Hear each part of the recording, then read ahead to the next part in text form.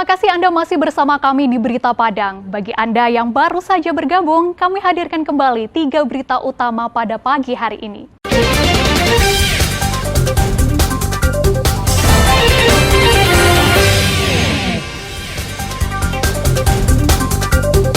Seorang pencari ikan diduga tenggelam di Danau Maninjau.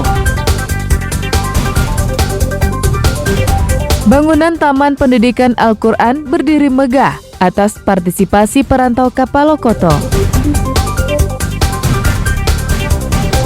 Pertama kali, Pasaman Barat gelar lomba dayung perahu naga.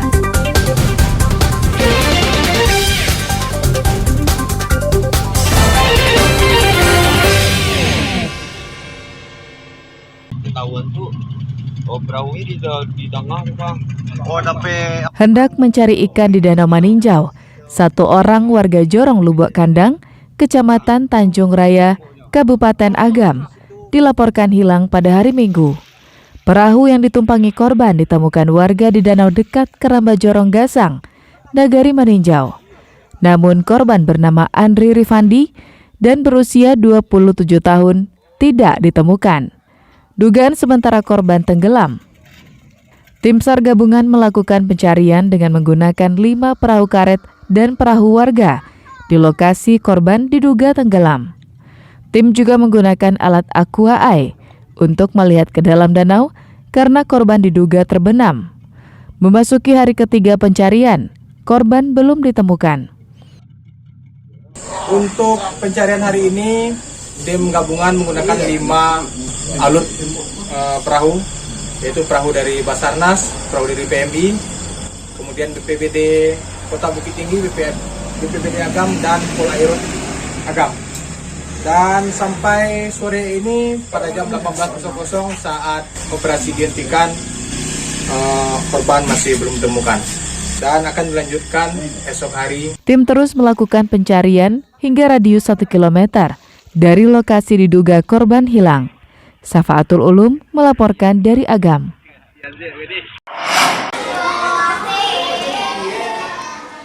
Kondisi belajar mengaji anak-anak murid Taman Pendidikan Al-Quran di Nagari Kapalokoto, Kabupaten Padang Pariaman, menggugah hati para perantau.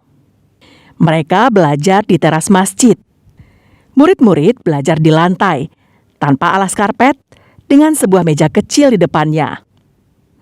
Gurunya pun sama, mengajar di lantai dengan sebuah meja kecil. Suasananya pun kurang nyaman, karena terasnya terbuka, sehingga suara dari luar terdengar.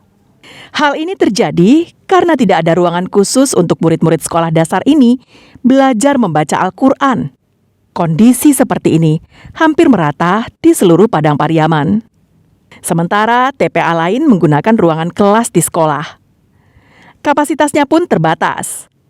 Melihat kondisi seperti ini, perantau Nagari Kapalokoto tergerak hatinya untuk membangun sebuah gedung khusus Taman Pendidikan Al-Quran. Dengan dana yang terkumpul sebesar 1 miliar rupiah, bangunan berlantai 2 tersebut sudah rampung dibangun dan siap untuk dipakai. Selama ini ngaji di mana? Di teras masjid. Senang. Senang dan nyaman. Kalau dapat tempat yang bagus? Lebih nyaman banget. Kenapa?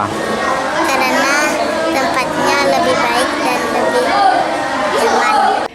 Menurut perantau Kapalokoto, dana yang terkumpul masih terhitung kecil karena masih banyak kebutuhan warga nagari yang harus disediakan untuk kelancaran kehidupan sosial dan keagamaannya. Dan yang diberikan ke kampung ini sebetulnya kecil, ya, tapi biarkanlah Bapak Wali dengan perangkat desanya ini mencoba memulai dari bawah. Kita support spiritnya, kita support finansialnya. Mungkin bagi perantau yang mau berpartisipasi untuk nagari, mungkin ada juga dengan rasa percaya bagaimana kami mengelola bantuan atau dana-dana yang lain dari perantau. Mungkin karena dasar itu perantau-perantau kami mau mengalokasikan, mau memberi sumbangan dengan bentuk lainnya pun untuk nagari. Partisipasi perantau Kapalokoto untuk membangun kampung halamannya patut ditiru oleh perantau Minang lainnya, agar semuanya tidak tergantung pada anggaran pemerintah yang terbatas. Eki Rafki melaporkan dari Padang Pariaman.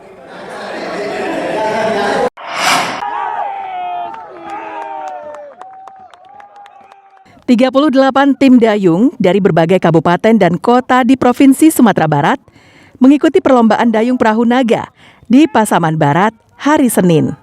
Lomba ini diselenggarakan di objek wisata Peridon Siap Maju, Kecamatan Koto Balingka, Pasaman Barat. Jarak tempuhnya sejauh 800 meter. Peserta lomba bukan saja tentara, tapi warga biasa dan klub dayung.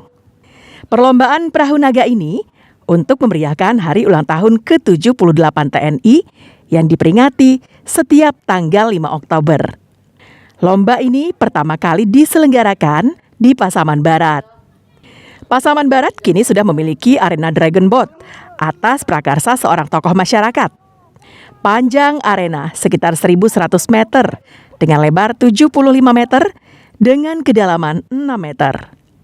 Menurut salah seorang tokoh masyarakat, dia akan membuat arena olahraga dan pariwisata secara permanen, sehingga Pekan Olahraga Provinsi bisa digelar di Pasaman Barat. Kita akan bangun dengan sampan dan lain-lain, arum jeram, crossnya, tebing, dan kolam renangnya untuk permanen. Nah, gitu. Yang dikatakan permanen itu lengkap fasilitas. Arti fasilitas itu termasuk contoh penginapan, pustu, aula, ambulan, dan CCTV, penerangan itu harus ada. Ya kan, harus lengkap. Pasaman Barat akan mempunyai lapangan cross dan lain-lain untuk permanen. Sebenarnya tujuan utamanya selain kita mewadahi para atlet-atlet dayung yang selama ini sudah jarang sekali untuk bertanding, kemudian kita juga dalam memperingati Hari TNI 78 itu juga kita mencoba untuk menseleksi. Ini untuk pesertanya kita ambil atau yang mengikutinya banyak. Hampir semua kabupaten ikut perwakilan-perwakilannya. Menurut Wakil Bupati, pemerintah kabupaten akan mengusulkan kepada Pemprov Sumbar agar Pekan Olahraga Provinsi bisa dilaksanakan di Pasaman Barat. Baik berkenaan olahraga tadi seperti Prof maupun wisata, tentunya siap untuk menjadi tuan rumah. Tentunya akan kita berkoordinasi dengan Bapak Gubernur, dengan Prof juga seluruh KONI, 19 kabupaten kota di Sumatera Barat. Pada prinsipnya Pemda Pasaman Barat siap untuk mendukung kegiatan-kegiatan Prof ini, Mas, maupun kegiatan-kegiatan seperti apa yang dilaksanakan oleh TNI. Hari ini juga kita terjadi kerjasama yang baik. Selain lomba dayung perahu naga, di lokasi yang sama juga digelar latihan menembak. Safatul Ulum melaporkan dari Pasaman Barat.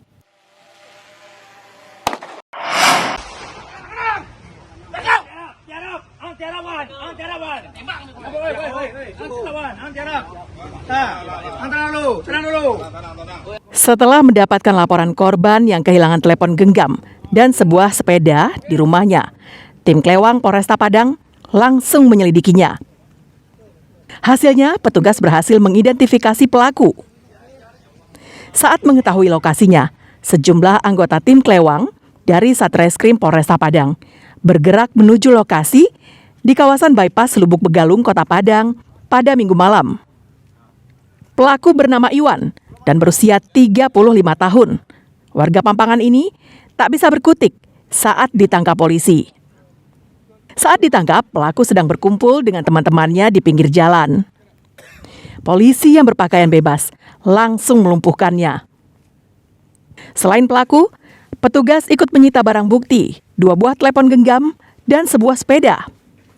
Bersama barang bukti, pelaku dibawa petugas ke Mapolresta Padang untuk proses hukum lebih lanjut.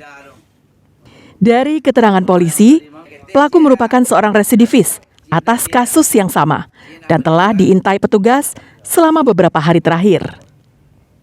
Modusnya, pelaku mengintai rumah korbannya, lalu mencongkel jendela dan masuk ke dalam rumah serta menggasak barang berharga.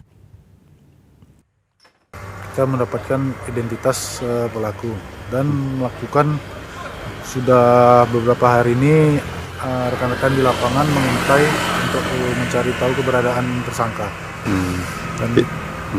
Dan pada saat tadi kita berhasil mengamankan yang bersangkutan. Memang sebelumnya juga pernah melakukan tindak yang sama dan kebetulan sudah residivis juga untuk melakukan aksi kejahatannya di malam hari dengan cara mencongkel rumah atau mengumpat rumah. Kini, pelaku harus kembali berurusan dengan polisi dan dijerat dengan pasal 363 KUHP tentang pencurian dengan ancaman hukuman di atas 5 tahun penjara. Alfi melaporkan dari Padang.